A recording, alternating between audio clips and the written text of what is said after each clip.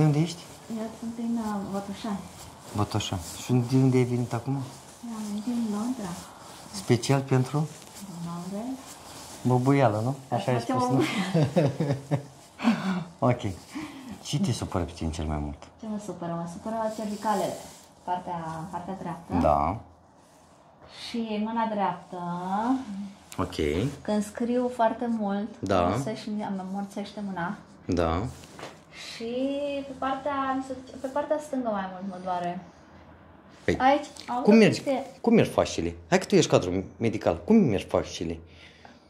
Merg în crucea lui Sfântul Andrei, da? Înseamnă că umărul drept bate cu piciorul stâng și invers, da? Invers, ok. Deci trebuie să băgăm puțin biomecanică, da? Folosim, da. Ok. Folosim mai mult să respectul. Hai să începem. Cervicala. Relax. Nu, relax. Perfect. Bine. Relax. Hop. Ok. Binișor.